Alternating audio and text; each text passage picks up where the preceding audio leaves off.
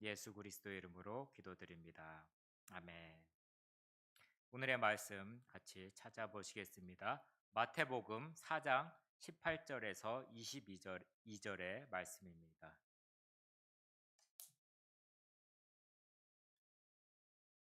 성경책이 있으신 분은 펼쳐주시기 바랍니다. 제가 먼저 읽겠습니다. 갈릴리 해변에 다시 다니시다가 두 형제 곧 베드로라 하는 시몬과 그의 형제 안드레가 바다에 금을 던지는 것을 보시니 그들은 어부라.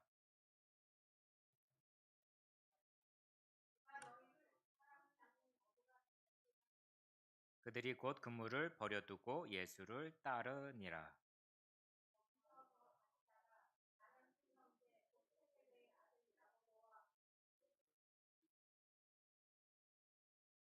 다음까지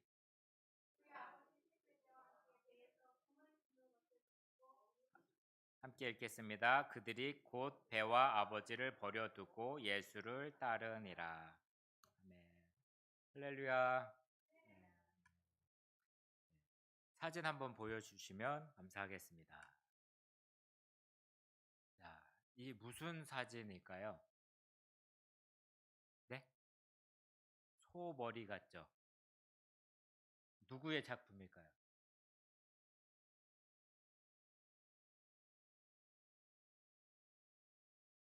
P로 시작합니다. 피카소의 작품입니다. 이렇게 봐서 별거 아닌 것 같고 대단한 거 아니라고 생각할 수가 있습니다. 피카소가 버려져 있는 자전거를 보고 그것을 가져와다가 작품을 이런 황소머리 모양으로 만든 것입니다. 이 가격이 얼마나 될까요? 네, 300억이라고. 300억. 이런 거 많이 보시죠? 돌아다니다 자전거 이제 버려진 거 보시는데 피카소에 붙였을 때 가치가 300억이 된다고 합니다. 다음 사진 한번 보여주시기 바랍니다. 예, 비슷하게 생겼죠? 이게 뭘까요? 예, 이제 수건도 걸 수도 있고 이게 황소 머리로 생겼는데 어디서 만들었을까요? Made in China. 예, 중국에서 이렇게 만들었는데 이 가격은 대략 얼마나 될까요? 3달러.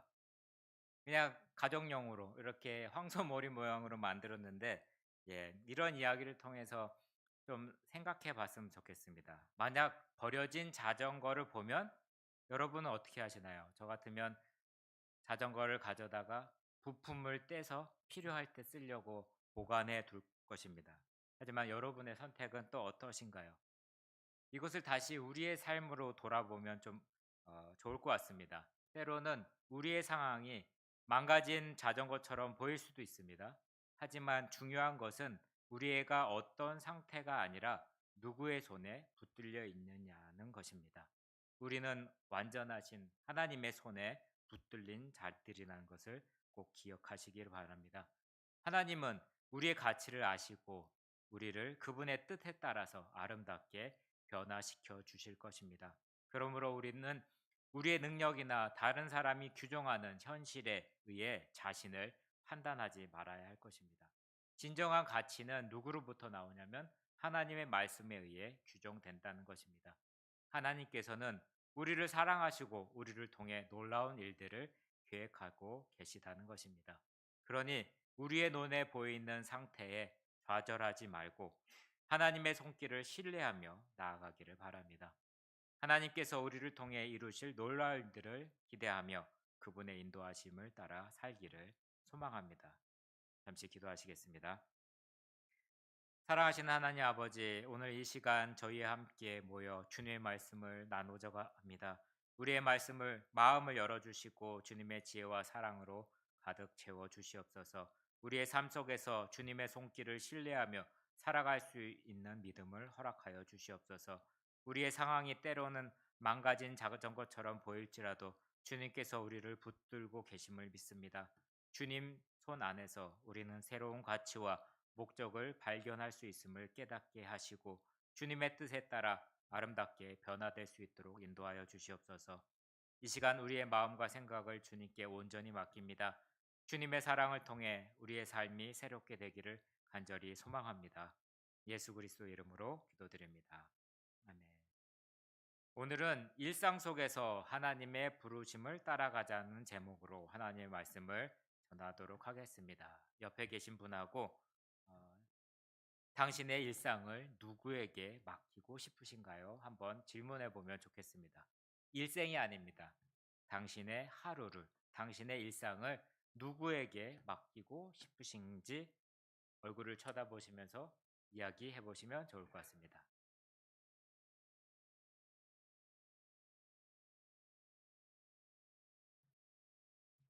명진자매는 일상을 누구에게 맡기고 싶으신가요?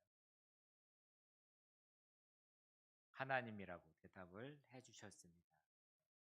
당신의 일상을 다시 한번 얼굴 보시면서 답을 알려드리는 겁니다.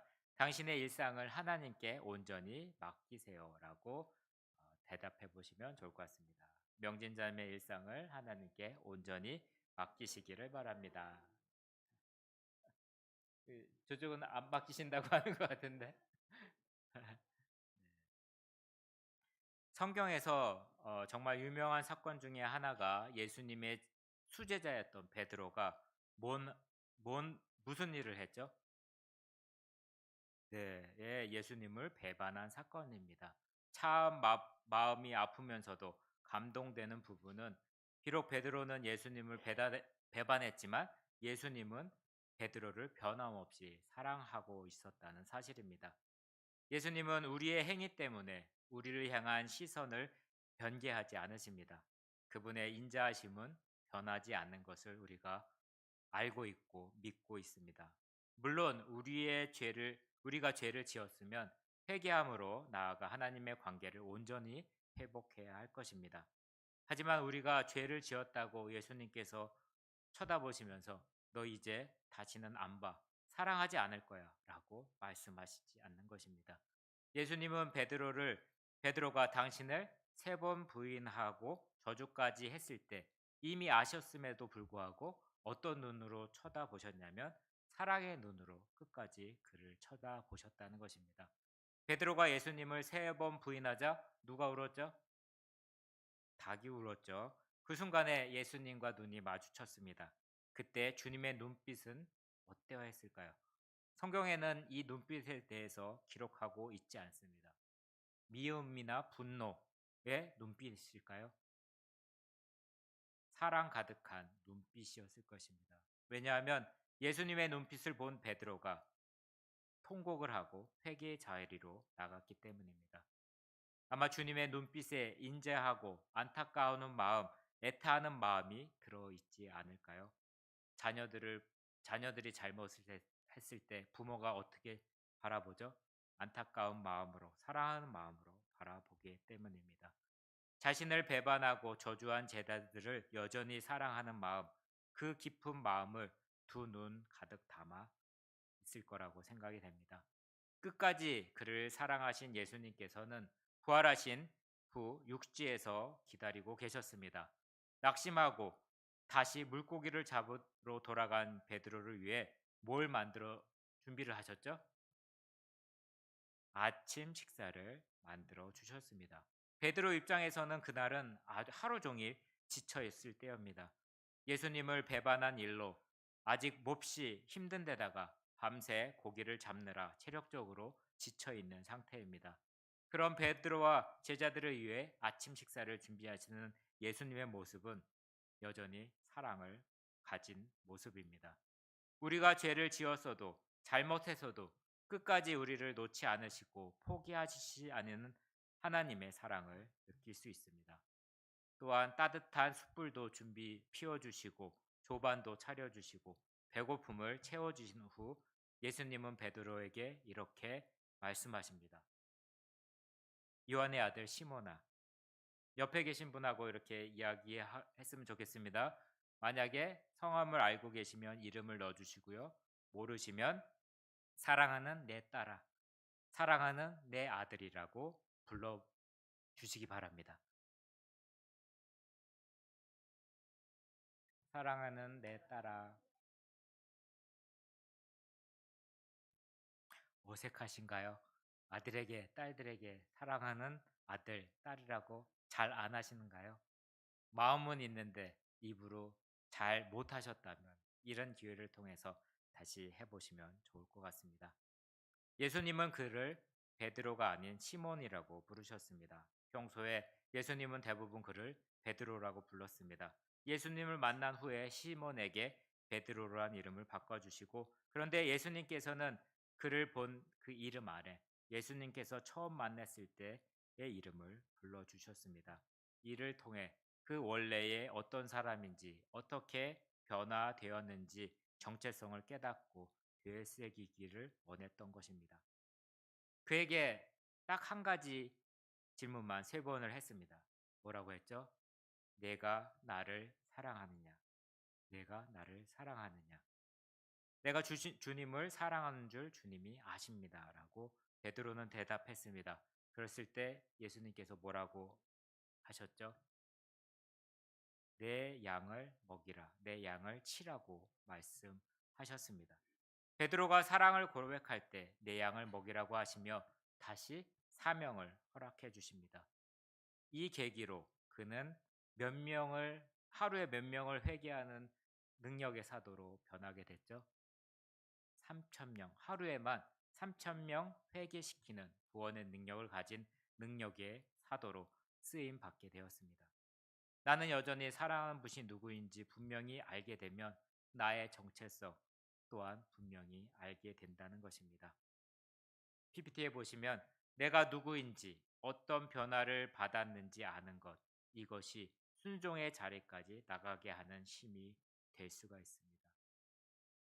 요한의 아들 시몬아, 내가 나를 사랑하느냐 하시니 주께서 세 번째 내가 나를 사랑하느냐 하심으로 베드로가 근심하여 이르되 주님 모든 것을 아시오매 내가 주님을 사랑하는 줄을 주님께서 아시나이다. 내 양을 먹이라 예수님께서 말씀하셨다는 것입니다. 이러한 베드로의 이야기는 우리에게 많은 교훈을 줍니다. 예수님께서 베드로를 다시 부르시고 사명을 주신 것처럼 우리는 때때로 실수하고 넘어질 수 있지만 주님께서 언제나 우리를 다시 일으켜 세우시고 새롭게 기회를 주신다는 것입니다. 우리가 주님을 사랑한다고 고백할 때 주님은 우리에게도 사명을 주십니다. 그것은 바로 주님의 양을 돌보고 사랑하라는 것입니다. 우리의 삶 속에서 주님의 사랑을 실천하며 주님의 주변의 사람들에게 그 사랑을 전하는 것이 우리의 사명이 되고요. 이런 성도들이 모인 곳이 교회가 됩니다. 그래서 교회는 사랑을 전하고 소망을 전하고 믿음을 전하는 곳이 되어야 한다는 것입니다. 베드로가 예수님의 사랑을 깨닫고 사도로서의 삶을 살아갔던 것처럼 우리도 주님의 사랑을 깊이 깨닫고 그 사랑을 전하는 삶을 살아가야 할 것입니다. 주님께서는 우리의 과거를 묻지 않으시고 우리의 현재와 미래를 바라보고 계십니다. 우리가 주님의 앞에 나아가 회개하고 주님의 사랑을 받아들일 때 주님은 우리를 새롭게 하시고 우리의 삶을 통해 놀라운 일을 이루실 것입니다. 그러므로 우리는 주님의 사랑을 확신하고 그 사랑을 세상에 전하는 도구로 쓰임 받기를 소망해야 합니다. 이렇게 베드로의 이야기를 통해 우리는 주님의 사랑이 얼마나 크고 깊은지를 다시 한번 깨닫게 됩니다. 그 사랑 안에서 우리의 정체성을 찾고 주님께서 주신 사명을 충실히 감당하는 우리가 되기를 기도합니다. 주님의 사랑은 결코 변하지 않으시고 그 사랑 안에서 우리의 참된 평화와 기쁨을 누릴 수가 있다는 것입니다. 성경에서도 하나님께서는 사람들을 그들의 전공이나 직업과는 다르게 사용했습니다. 혹시 성경에 기억나시는 분이 누구 있는지 아실까요? 직업이 다른 사람이 다른 일을 하게 됐습니다. 누가는 직업이 뭐였죠? 의사였고 또 지금 베드로는 직업이 뭐였죠? 어부였는데 하나님의 사도로 쓰임 받았게 됐고 그 다음에 한 명이 또 있습니다. 제자 중에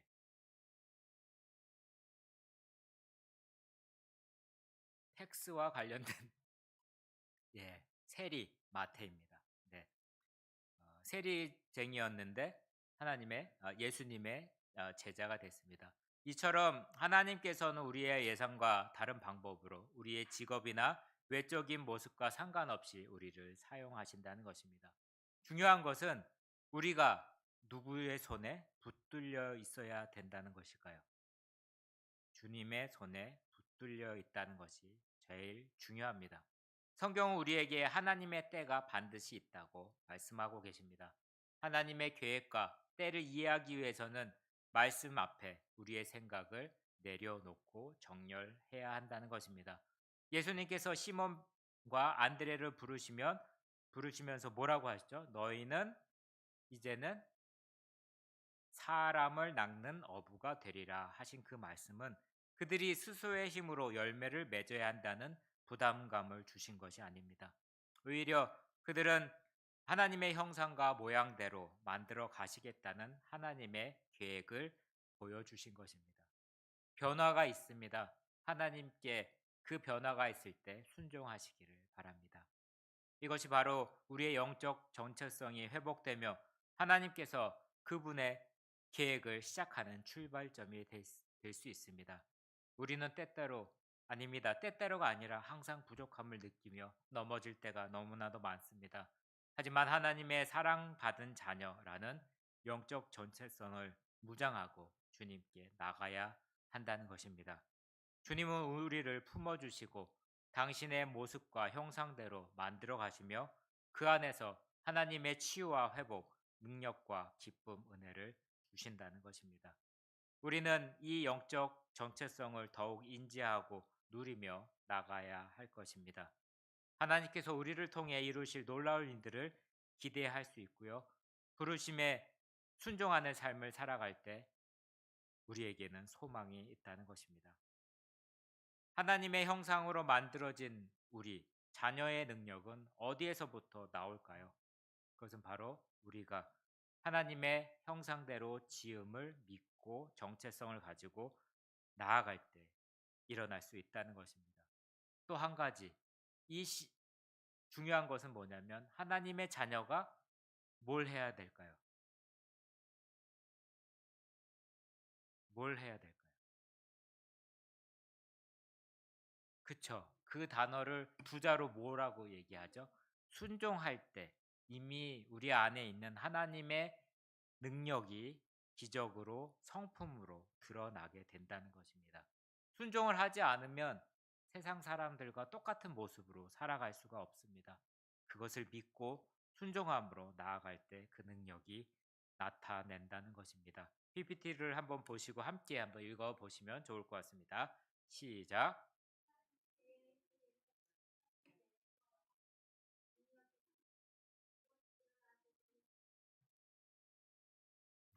온전한 순종으로 나아갈 때 하나님의 형상, 하나님의 DNA 속에 있는 능력과 방향이 드러낸다는 것입니다.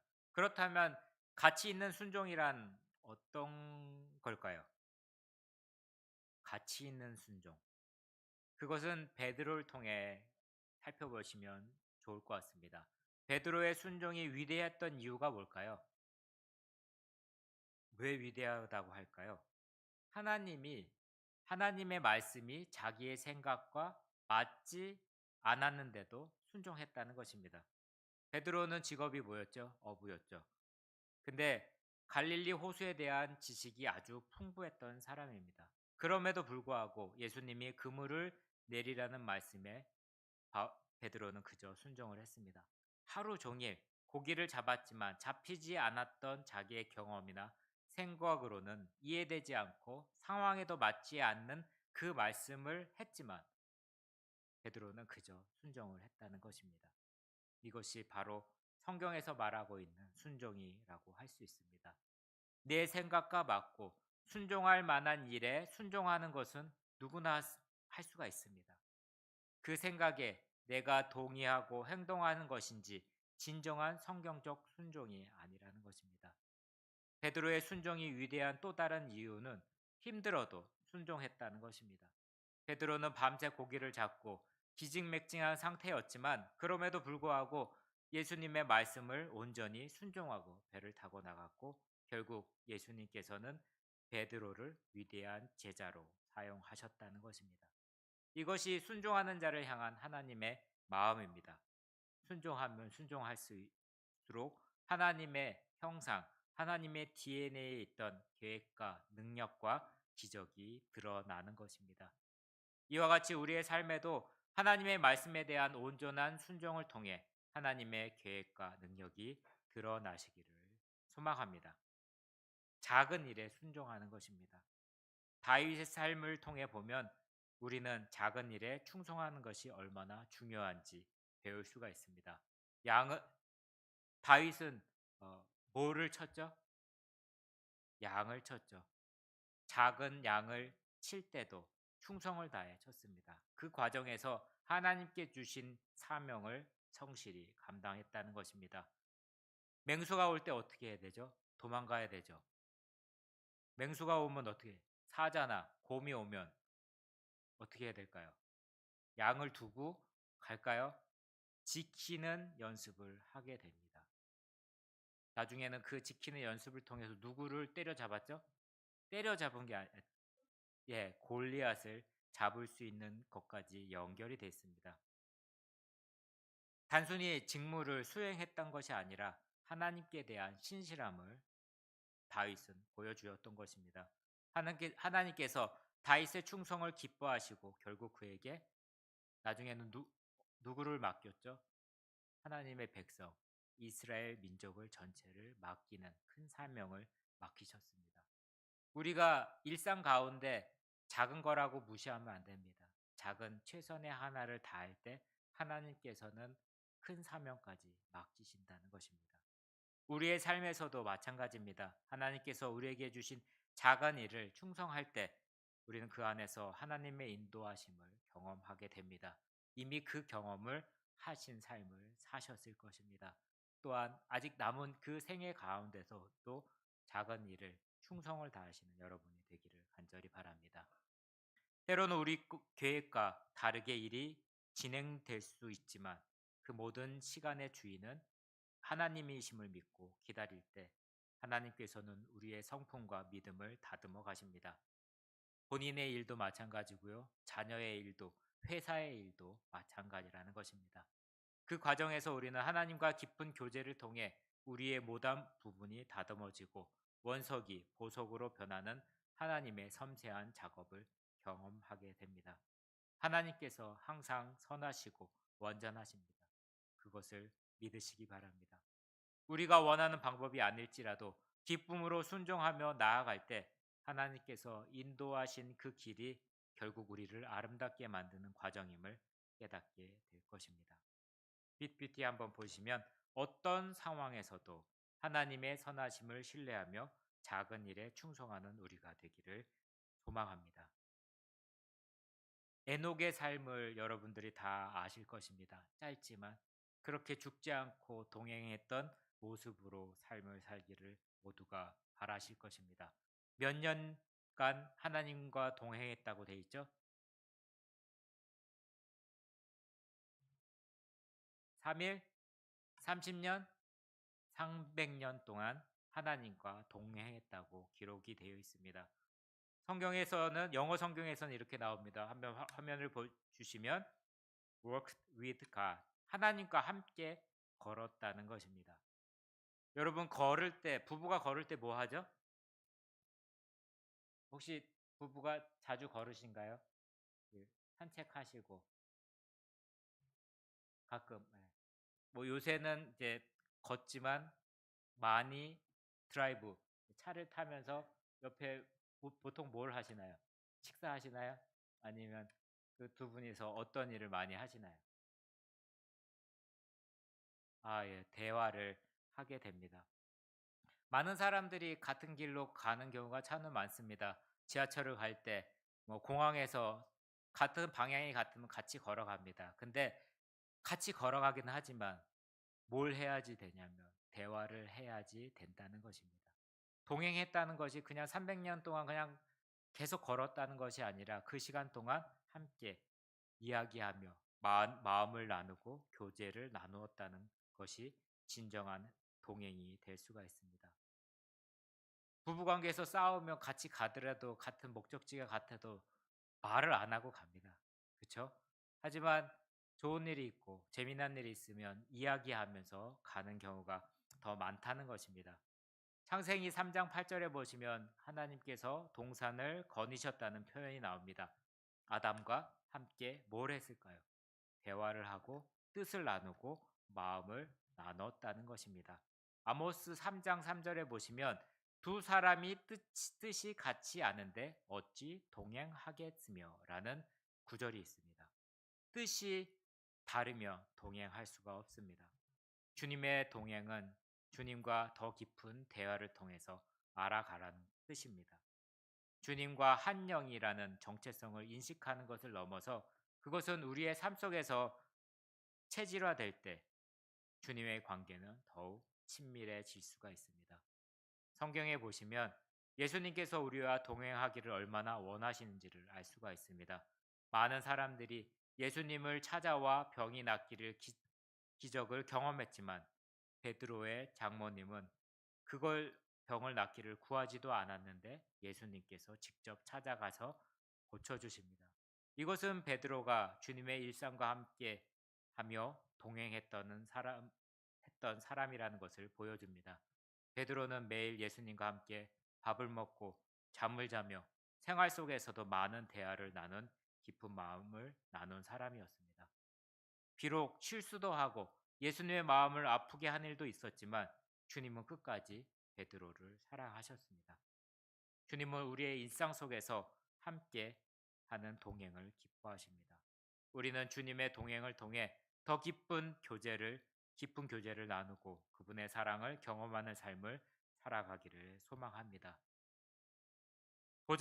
보잘것없는 인생도 누구의 손에 붙들리냐에 따라서 그 가치가 달라집니다. 우리는 하나님의 손에 붙들린 존재로서 그분의 인도하심을 받으며 살아갑니다. 하나님의 방법을 택하는 작은 선택들이 쌓일 때 결국 하나님의 부르심에 도달하게 된다는 것입니다. 하나님께서 우리를 그분의 형상대로 디자인하고 계획하셨으며 그분의 뜻에 따라 우리를 이끌고 계십니다.